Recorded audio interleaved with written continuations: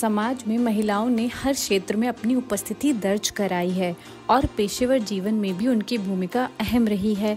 वे न केवल परिवार की जिम्मेदारियों को संभालती हैं बल्कि अपने पेशेवर जिंदगी में भी महत्वपूर्ण योगदान देती हैं।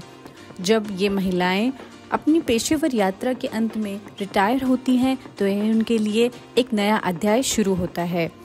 रिटायर्ड महिला पेशेवरों का मानना है कि उनके लिए नया अध्याय चुनौतियां नहीं बल्कि नए अवसर लेकर आता है।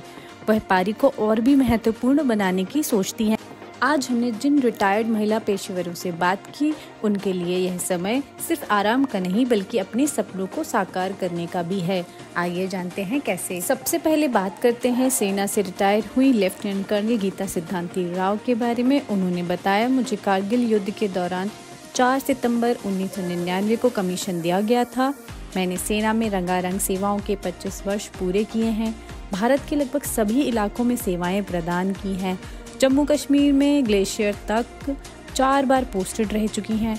2 दशक से ज़्यादा समय सेवाएं देने के बाद अब वह युवाओं के सामाजिक, व्यक्तिगत और मनोवैज्ञानिक विकास के लिए कार्य कर रही हैं। का मानना है कि सेना कोई पेशा नहीं है, यह जीवन जीने का एक तरीका है जिसे अब मैंने अपनी सर्वश्रेष्ठता के साथ जिया है और खून के रिश्ते से इतर आदमी एक व्यापक परिवार है जिसे मैं हमेशा संजो कर रखूंगी।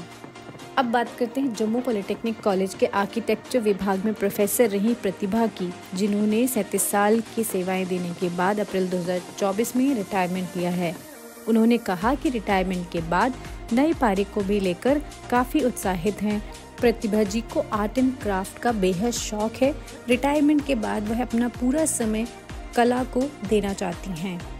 उन्होंने कहा, रिटायरमेंट के बाद या आप जब भी खाली हो अपने शौक को पूरा करें। जिस चीज़ में भी आपको रुचि हो आप वह कर सकते हैं। इससे आपके जीवन को नई दिशा मिलती है।